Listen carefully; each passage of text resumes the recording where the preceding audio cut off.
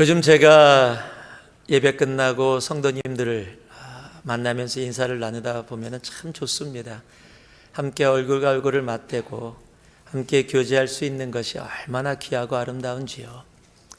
근데 간혹 가다가 제가 그분에게 가기도 전에 저에게 막 손짓을 하시면서 이리 오라고 그러시는 분들이 가끔가다 있으세요. 그래서 무슨 일인가 하고 가보면 바로 전화기를 꺼내십니다. 그리고 전화기에서 사진을 보여주세요. 우리 손주예요. 너무 예쁘지요? 첫 손주를 가지신 할머니, 할아버지들이 자주 하시는 겁니다. 너무너무 예쁘죠? 매일 아침을 제가 이 아이와 함께 시작합니다. 아침에 일어나서 보고 너무 좋고, 또 심심하면 보고, 이 첫 손주를 가지신 할머니, 할아버지들이 갖는 아마 기쁨과 소망일 겁니다. 여러분, 사람들은 자신의 마음에 기쁨이 있고 소망이 있으면 묻지도 않아도 막 다가와서 먼저 얘기하십니다. 대표적인 것이 지금 말씀드린 특별하게 첫 손주를 가지신 할머니, 할아버지들의 모습입니다. 그리고 처음 할머니, 할아버지 되시면 대부분 다 전화기에다가 다 손주 사진, 그것도 하나가 아닙니다. 매주 딸하고 아들이 보내주는 사진 다 차곡차곡 집어넣어서, 보통 때는 전화기 잘 열지도 않으시는데 손주 자랑할 때는 계속 돌리면서 너무 예쁘죠, 나 닮았어요 부터 시작해서 정말 자랑이 많으세요. 손주가 그분들에게는 기쁨이고 소망이기 때문이지요. 다른 이에게 말하지 않고는 견딜 수가 없을 정도의 기쁨이기 때문입니다. 예수님을 만난 사람들도 그렇습니다. 아멘이 요 정도인데 지금 그렇습니까? 손주가 지신 할머니, 할아버지보다 못해도 보통 못한 게 아닌데요, 예수님을 만난 사람도 동일하시죠? 정말 예수님을 만난 사람도요, 그 마음속에 예수님이 소망이고 기쁨이시기에 여러분, 나누지 않고는 견딜 수 없는 기쁨들이 그 안에 있습니다. 묻지도 않는데 가서 예수님 자랑하고 예수님 나누게 돼 있어요. 저희 교회가 온라인 교회라는 이 팬데믹 가운데 하나님이 새롭게 허락해 주신 귀한 교회를 시작했습니다. 오늘도 한 분 더 LA 지역에 있는 분이 온라인 교회를 등록하셨어요. 저희들이 서부 지역에 온라인 교회가 있고 또 동부 지역에 온라인 교회가 있는데, 동부 지역에 한 자매님이 계십니다. 근데 20여 년 동안 하나님을 떠나 있었어요. 거의 30년 가까이 떠나 있으셨는데 하나님이 그 딸을 다시 불러주셨어요. 아주 뜨겁게 주님 안에 들어오셨습니다.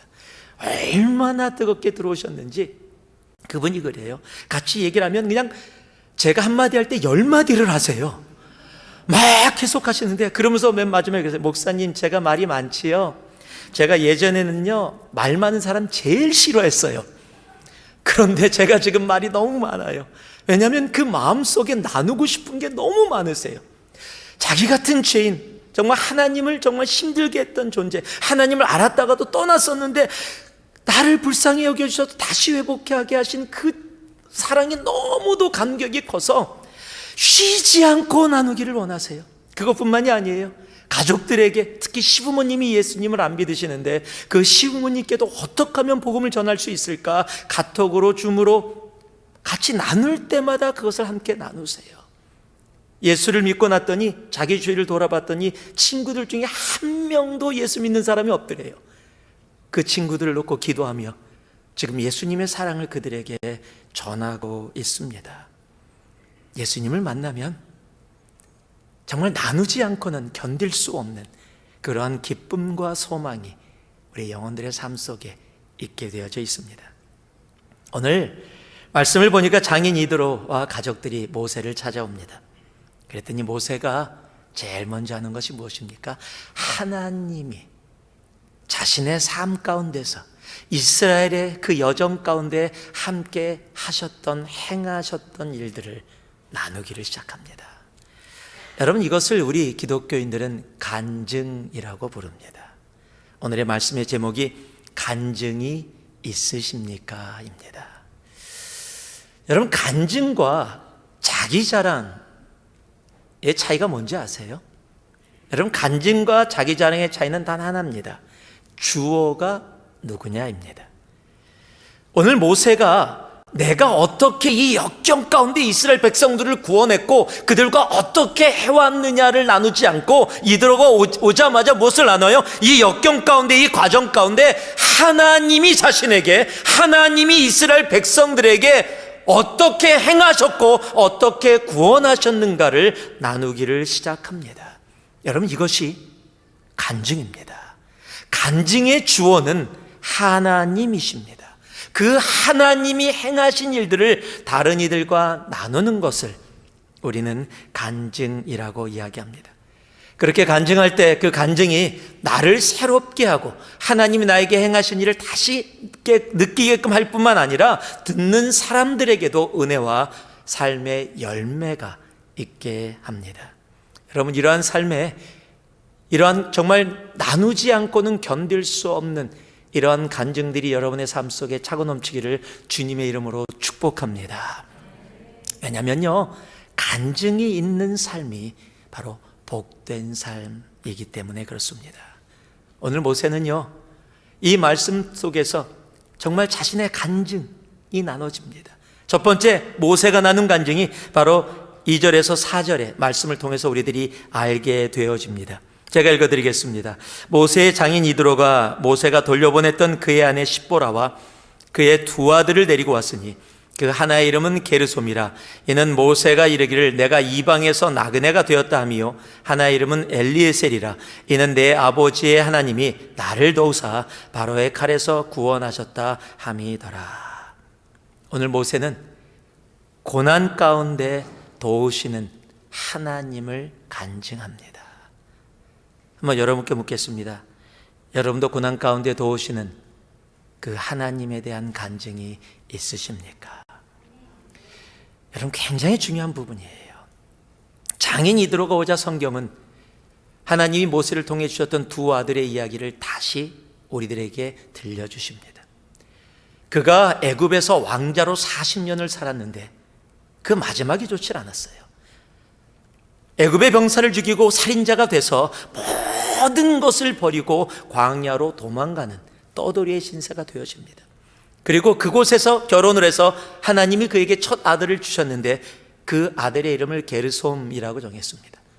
그 게르솜의 의미가 뭡니까? 내가 떠돌이가 됐다. 내가 이방 땅에서 이제 혼자가 되었다, 나그네가 되었다라는 겁니다. 여러분, 고난은요, 오면 힘들어요. 내 삶 속에 고난이면 어떤 이유에서 왔던 고난이든 나는 그것 때문에 아파하고 힘들 수밖에 없습니다.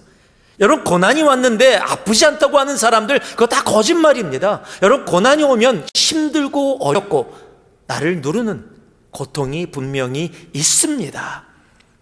그런데 자신의 아들의 이름을 게르솜이라고 부르고 게르솜을 부를 때마다 내가 떠돌이 되었다, 내가 혼자 되었다, 나는 이제 아무도 없다 라고 불렀던 그 모세가 거기서만 멈춰있지 않았다는 사실이에요.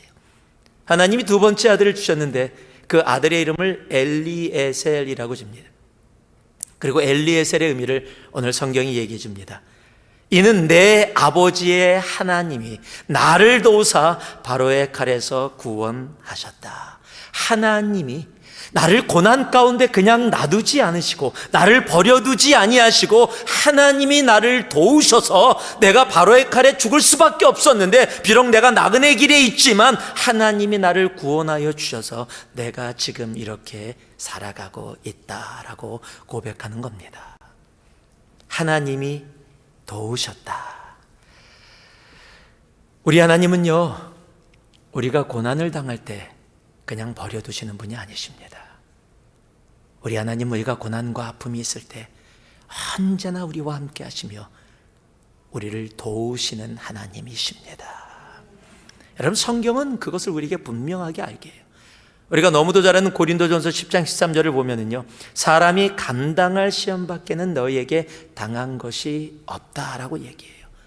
여러분, 하나님이 우리 가운데 시험이 올 때도요, 우리가 감당치 못할 시험 당함을 허락지 아니하신다고 얘기하세요. 왜요? 하나님은 미쁘사 신실하신, 우리를 향해서 사랑으로 신실하신 하나님이시기 때문입니다. 또 시험 당할 즈음에 피할 길도 내세요.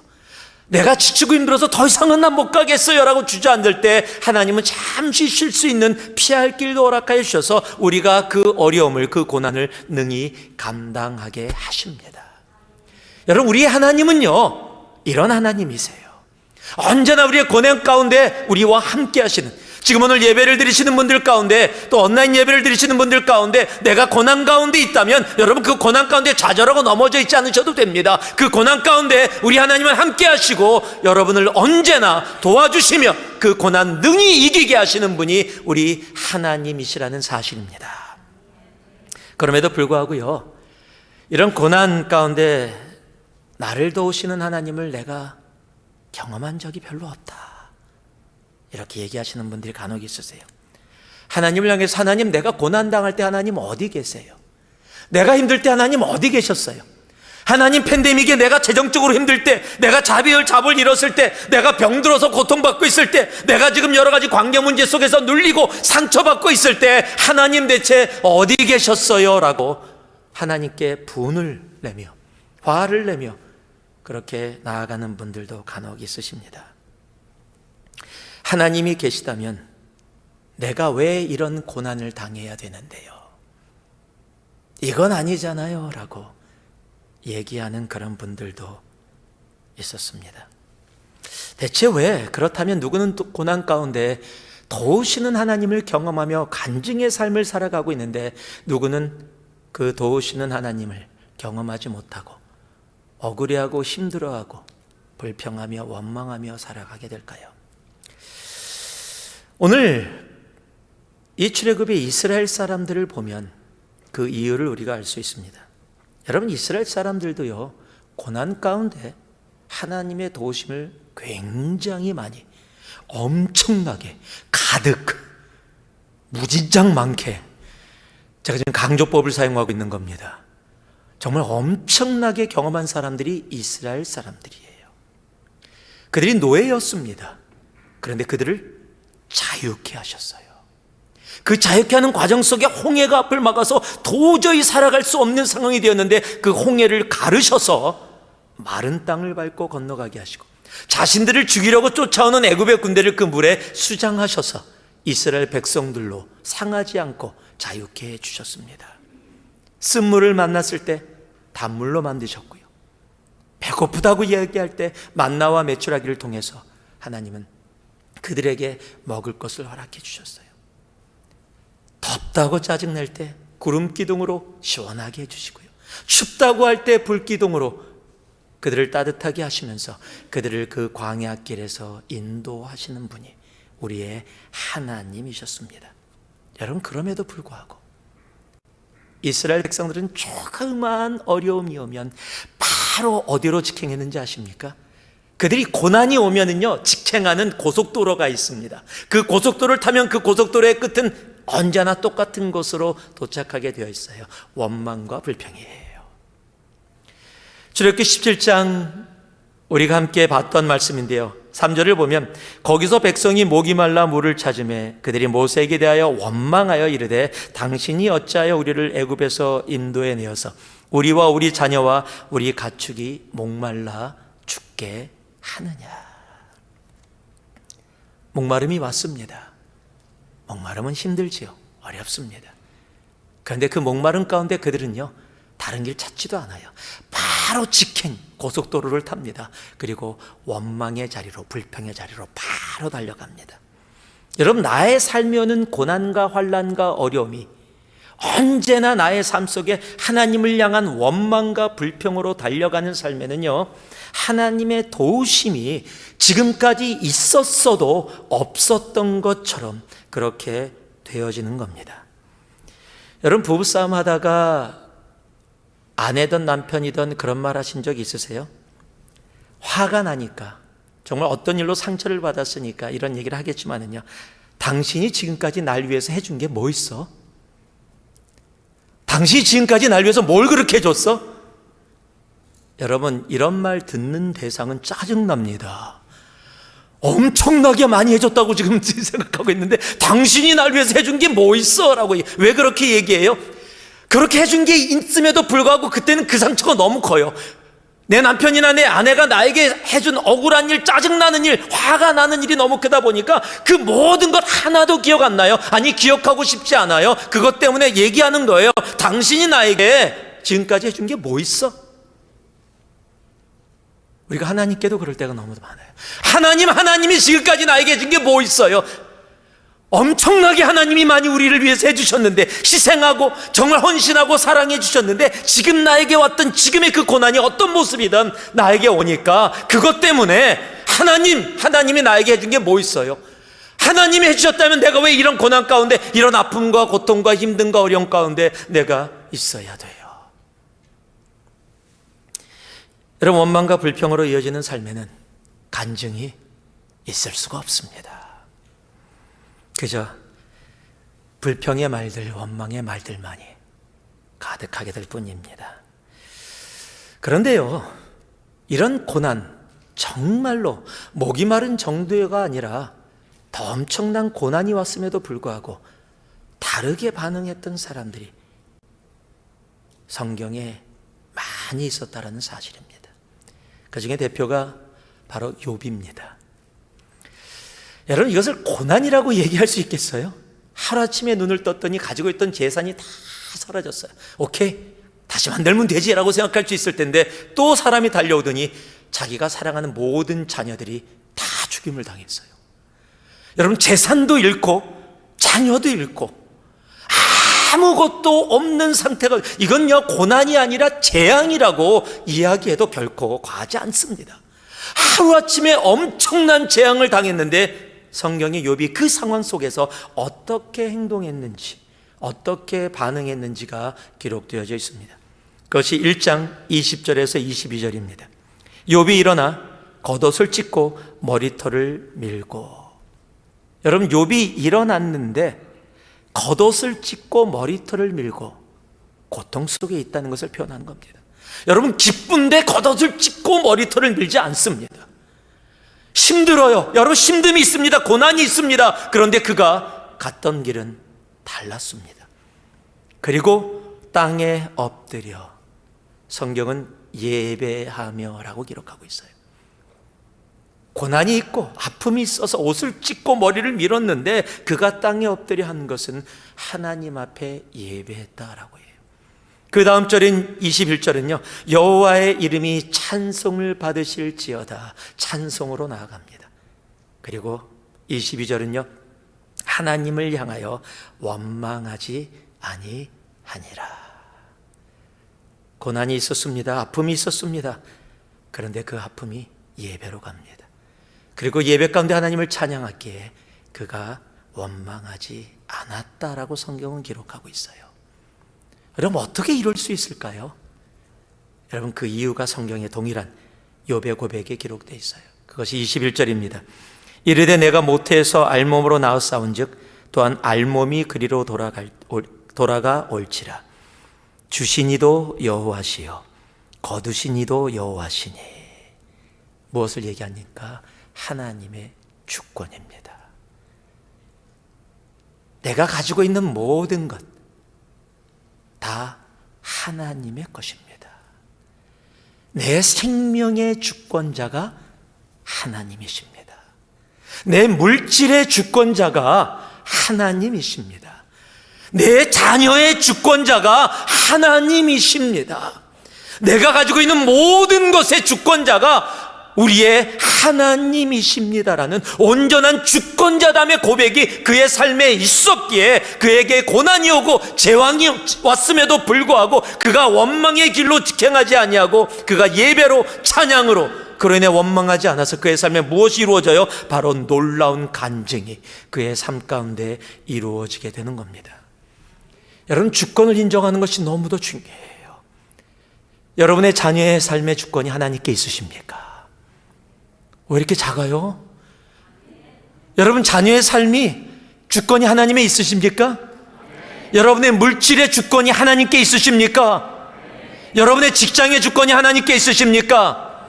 여러분의 생명의 주권자가 하나님이십니까?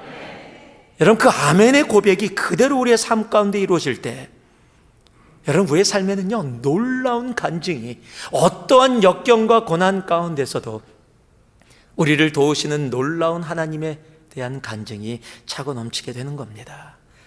하나님의 주권을 인정하지 않는 사람들은요, 그래서 간증이 없어요. 원망과 불평이 있을 뿐이에요. 저 사람은 잘 된다는데 왜 나는? 팬데믹에 누구는 이렇다는데 왜 나는?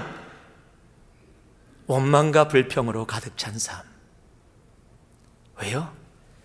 여러분, 하나님의 주권자 되심이 내 삶 속에 존재하지 않고 내가 내 삶의 주권자 되어서 내 뜻대로 살아가기에, 여러분, 하나님은 그들에게 누군지 아십니까? vending 머신이에요. 자동 판매기.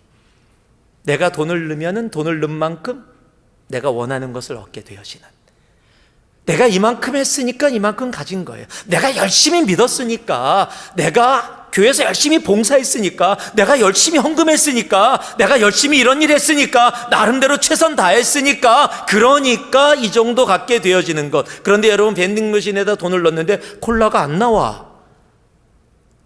화나지요. 원망이 되는 거죠. 하나님, 내가 열심히 믿었는데 나에게 왜 이런 고난이 와요? 왜 내가 원하는 것을 내가 얻지 못하고, 왜 이런 고난과 역경 가운데 내가 있어야 돼요? 내가 원하는 것을 얻지 못하니까 원망과 불평으로 직행하게 되어지는 겁니다. 하나님의 주권을 인정하는 자가 그들의 삶 속에 정말 놀라운 간증을 갖게 되어지는 겁니다. 여러분, 내가 살아가는 이 순간에도 혹 나에게 어떠한 고난이 있다 할지라도, 그 고난이 육체적인 고난이든 정신적인 고난이든 물질적인 것이든 관계의 문제이든 그것이 무엇이든 우리 하나님은 그 고난 가운데 도우셔서 우리로 능히 감당하게 하시는 분이십니다. 여러분, 우리를 도우시는 그 하나님에 대한 간증이 우리의 삶 가운데 차고 넘치길 바라요. 여러분, 고난에 집중하지 마시고요, 도우시는 하나님께 집중하셔야 돼요. 고난에 집중하면 어디로 간다고요? 원망과 불평으로 달려가게 돼 있어요. 그런데 하나님께 집중하면 내가 예배하고 찬양하며 내 삶의 간증으로 하나님께 영광이 되어지며 주위 사람들에게 은혜가 되어지는 놀라운 일들이 우리 삶 속에 차고 넘치게 됩니다. 이 놀라운 간증이 여러분의 삶에 가득하기를 주님의 이름으로 축복합니다. 여러분, 모세는요, 거기에 멈추지 않았어요.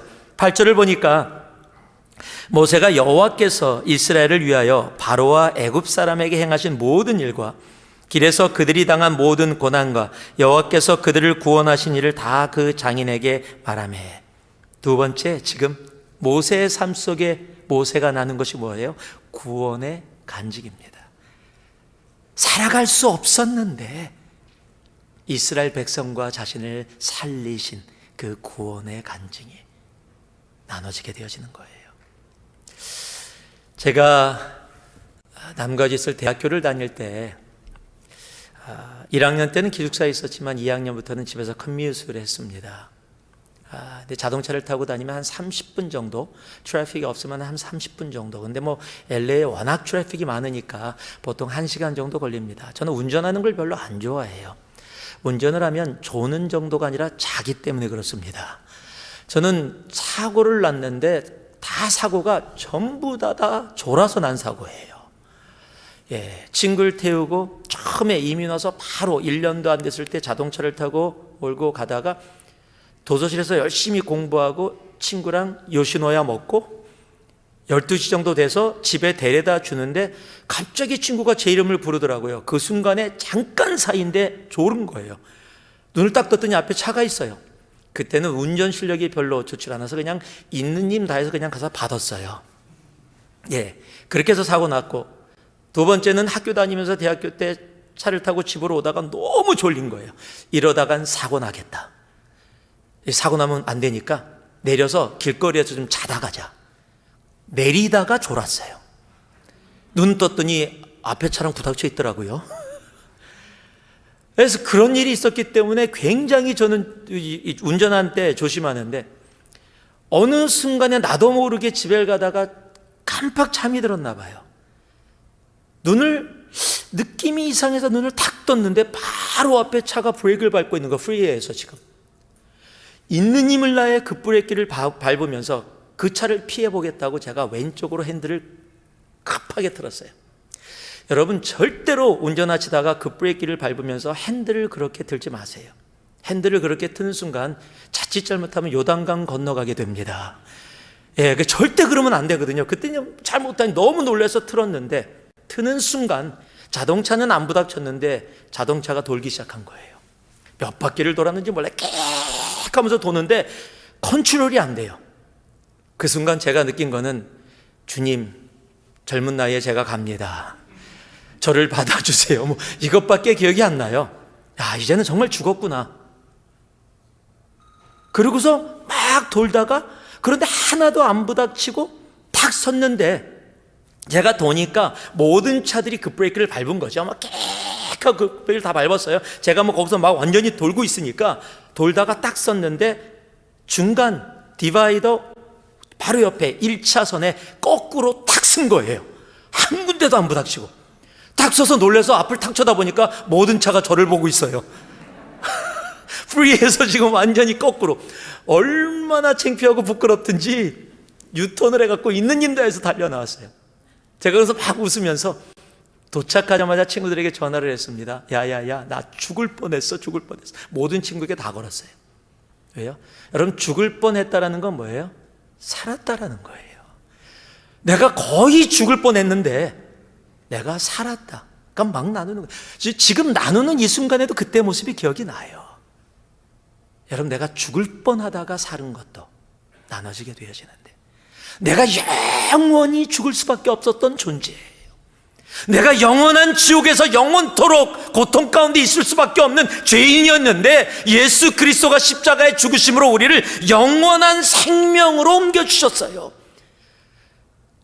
영원히 죽을 뻔했던 존재가 아니라 죽었던 존재인데, 하나님이 다시 예수 그리스도로 말미암아 살려주셔서 영원한 생명으로 나를 옮겨주셨어요.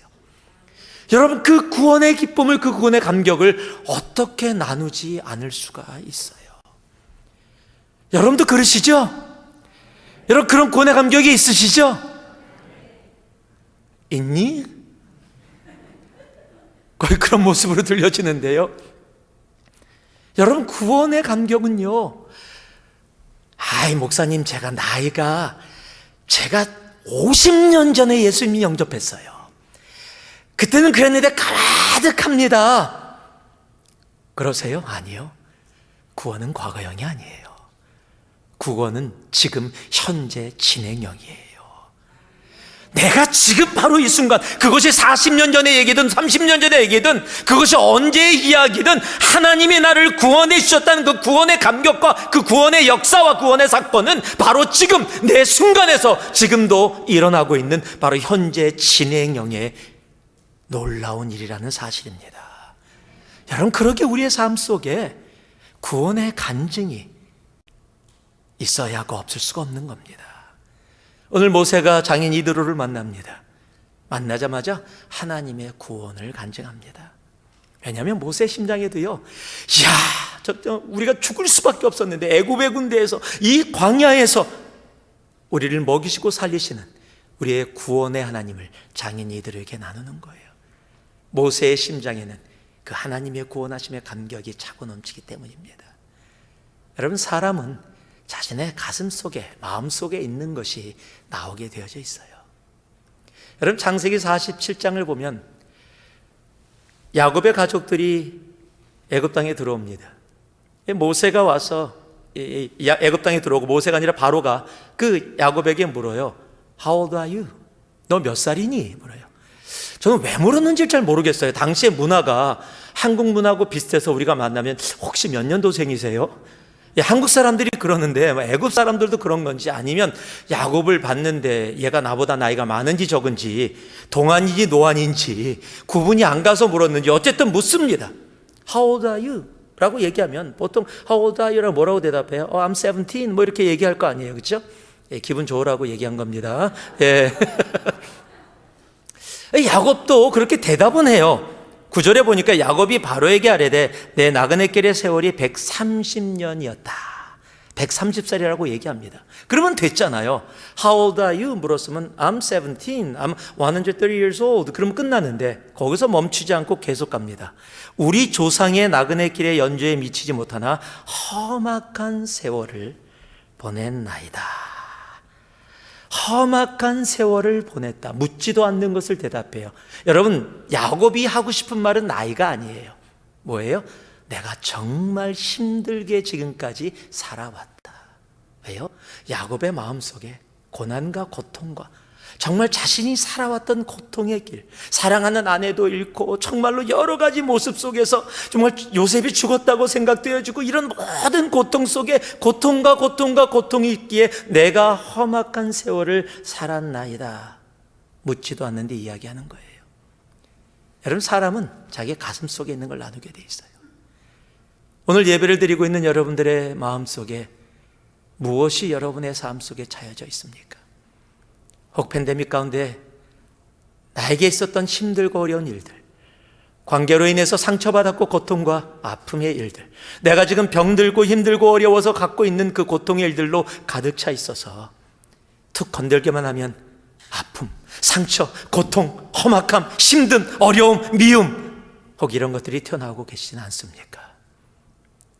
여러분, 우리 마음속에 혹이라도 그런 상황이 있다면 다시 한번 십자가에서 나를 위해 죽기까지 사랑해 주신, 내가 가지고 있는 고통과 아픔과 미움과 역경과 그런 모든 상처들이 도저히 비교가 되어지지 않는 영원한 죽음에서 영원한 생명으로 나를 구원해 주신 그 하나님의 구원의 그 감격이 여러분 내 심장을 가득 채우는 그런 우리가 되어지기를 진심으로 소망합니다. 여러분, 그런 사람은요, 건들면 예수예요. 묻지도 않는데 예수입니다.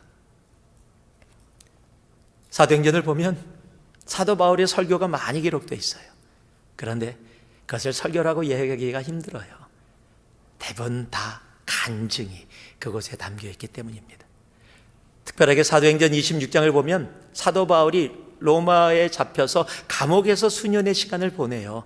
그리고 이제 아그리빠 왕 앞에서, 베스토 총독 앞에서 또 이야기할 수 있는 구원의 길이 있는데 그가 한 얘기는 다른 게 아니에요. 자기가 어떻게 예수 그리스도로 말미암아 구원받고 내가 이렇게 살아가고 있는지 여러분 간증을 해요.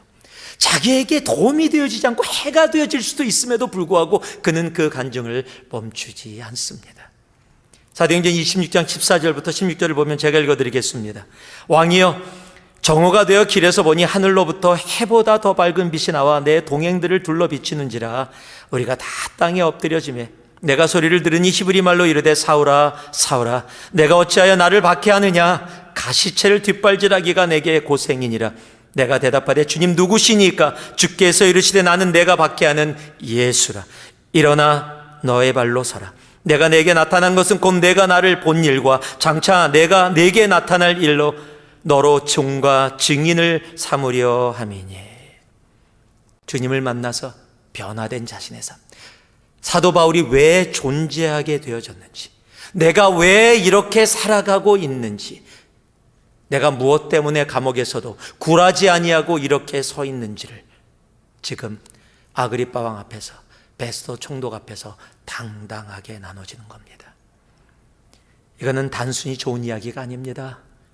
그의 삶을 변화시킨, 그의 삶 속에서는 역사적인 사건이기 때문입니다. 영원히 지옥에 머물 수밖에 없었던 우리들을 하나님이 살려주셔서 오늘 우리들이 예배를 드리고 있어요. 하나님을 감히 아바, 아버지라고 부르며 예배의 자리에 나와 있습니다. 여러분, 이것이 의무 방어가 되지 않기를 소망합니다. 나 오늘 예배 드렸어, 나 주일 예배 드렸으니까 주일 예배 드리고 다른 거 하려고 빨리 좀 끝나고, 여러분 의무 방어로 예배 드리시면 안 됩니다. 여러분, 내 속에 하나님을 향한 감격이 차고 넘쳐서 도저히 그냥 있을 수 없어. 우리 하나님 앞에 나와 찬양하고 예배하며 하나님 감사해요. 죽을 수밖에 없었던 나를 살려주신 그 하나님의 구원의 은혜를 감사드려요. 여러분, 그러한 감격으로 주님 앞에 나아가는 바로 그러한 예배, 여러분 그러한 예배 가운데 나아가는 자들의 삶에 놀라운 간증들이 차고 넘치게 되어지는 겁니다. 우리의 능력으로, 우리의 힘으로 여기 있는 것이 아니잖아요. 에베소서 2장 8절은 뭐라고 얘기합니까? 너희는 그 은혜에 의하여 믿음으로 말미암아 구원을 받았으니 이것이 너희에게서 난 것이 아니요 하나님의 선물이라. 행위에서 난 것이 아닌 이는 누구든지 자랑하지 못하게 함이라. 하나님이요, 자격 없는 우리들을 구원해 주셨어요. 그래서 영원히 죄의 자녀였던 우리들을 주님의 의로운 자녀로 삼아주셨어요. 여러분, 그 감격이 우리 안에서 지금도 살아 움직여야 합니다. 여러분, 그게 구원의 감격이 내 삶의 간증으로, 나누지 않고는 견딜 수 없는 그러한 삶의 모습으로 나타나게 되어지는 거예요.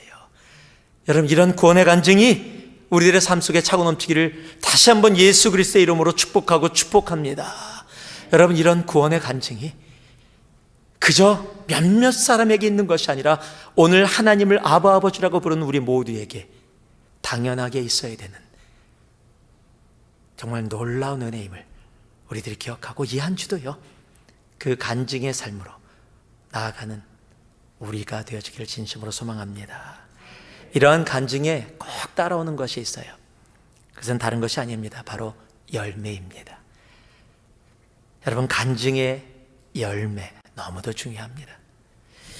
9절에서 12절 말씀을 보니까 이드로가 여호와께서 이스라엘에게 큰 은혜를 베푸사 애굽 사람의 손에서 구원하심을 기뻐하여 이드로가 이르되 여호와를 찬송하리로다. 너희를 애굽 사람의 손에서와 바로의 손에서 건져내시고 백성을 애굽 사람의 손 아래서 건지셨도다. 이제 내가 알았도다.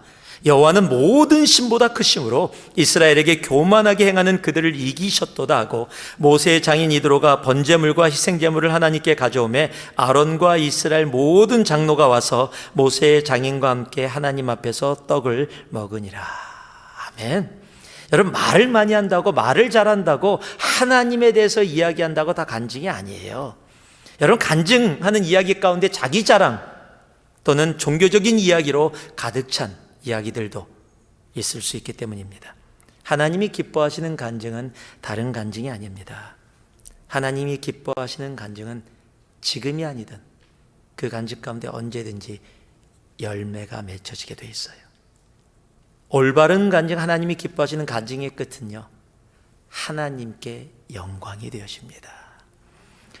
여러분, 이드로는 하나님을 알지 못하던 존재예요. 오늘 말씀도 뭐예요? 이제 내가 알았도다. 몰랐어요. 그런데 알게 됐어요. 알게 된 정도가 아니라 하나님을 하나님이라고 고백하게 돼요. 왜 이렇게 되어졌어요? 모세의 간증을 통해서예요. 모세의 간증을 들었더니 예수를 알지 못하던 사람이 예수를 알게 되어지는 일들이 생기고요, 그 가운데 하나님께 영광을 돌리며 예배하는 놀라운 자리에 있게 되어진다는 사실이에요. 여러분, 올바른 간증의 열매는 다른 것이 아닙니다. 하나님께 영광 되어지며 영혼들의 구원의 일들이 그 가운데 있게 되어진다는 겁니다. 여러분, 간증은 자기 자랑이 아닙니다. 간혹가다 간증이라는 이름으로 자기 자랑하며 하나님의 영광을 훔쳐가는 사람들도 있다라는 사실입니다. 하나님이 기뻐하시는 간증은 갈라디아서 6장 14절의 사도 바울의 고백과 동일한 간증입니다. 그러나 내게는 우리 주 예수 그리스도의 십자가 외에 결코 자랑할 것이 없으니 그리스도로 말미암아 세상이 나를 대하여 십자가에 못 박히고 내가 또한 세상을 대하여 그러하니라. 십자가 외에는 자랑할 것이 없는 삶, 여러분, 그게 간증의 삶이에요. 십자가 외에는 자랑할 것이 없는 삶, 여러분, 그 삶이 바로 열매를 맺는 놀라운 간증의 삶이 되어지는 것입니다. 여러분, 이러한 간증이 우리의 삶에 정말 차고 넘치는 삶 되기를 진심으로 소망합니다. 여러분의 간증을 통해 여러분의 가족의 구원이 이루어지기를 소망합니다. 여러분의 간증을 통해 하나님을 알지 못하던 자가 하나님을 예배하며 경배하는 놀라운 일들이 여러분의 삶 가운데 있기를 주님의 이름으로 다시 한번 축복하고 축복합니다. 말씀을 마무리하겠습니다. 말씀의 시작 가운데도 언급했지만 특별하게 첫 손주를 낳은 할머니 할아버지를 보면 손주 때문에 아주 그냥 너무너무 기뻐해요. 얼굴에 보여져요. 많은 할머니 할아버지들이 그러죠. 자신이 난 자식 가졌을 때보다 더 기쁘다고, 너무너무 보고 싶다고, 매일의 삶이 그 손주를 보면 기쁨이 되고 소망이 되고. 여러분, 그러나 하나님을 알게 된 우리의 삶, 손주를 보면서 그렇게 느껴지는 할머니 할아버지의 그 기쁨과 그 소망보다 여러분, 하나님을 알게 되었다라는, 예수 그리스도를 알게 되었다는 그 기쁨과 소망이 우리의 삶 속에 여러분 더 크면 더 컸지 결코 작을 수 없다라는 겁니다. 그렇다면 여러분, 그 소망과 기쁨 가운데 우리의 삶 속에 정말로 하나님이 기뻐하시는 간증이 차고 넘치기를 소망합니다. 여러분, 그런 간증이 있는 곳에 하나님이 영광을 받으시는 놀라운 은혜들이 있게 되어져 있습니다. 여러분, 잊지 마시기 바라요. 고난 가운데 하나님은 도우시는 하나님이십니다. 그것을 경험하고 여러분의 삶에 그런 간증이 있기를 주님의 이름으로 축복합니다. 우리를 구원하신 하나님의 그 놀라운 사랑은 과거형이 아닙니다. 바로 지금 현재 진행형입니다. 그 간증 또한 우리의 삶 가운데 차고 넘쳐 정말 하나님이 기뻐하시는 아름다운 열매들이 맺혀지는, 여러분을 통해 여러분의 남편이, 여러분을 통해 여러분의 아내가, 여러분을 통해 여러분의 부모님이, 형제가, 친구들이, 여러분의 자녀가 이도로처럼 내가 이제 알았도다, 하나님께 예배하는 놀라운 은혜가 여러분의 삶에 차고 넘치기를 다시 한번 예수 그리스도의 이름으로 축복하고 또 축복합니다. 기도하겠습니다. 사랑의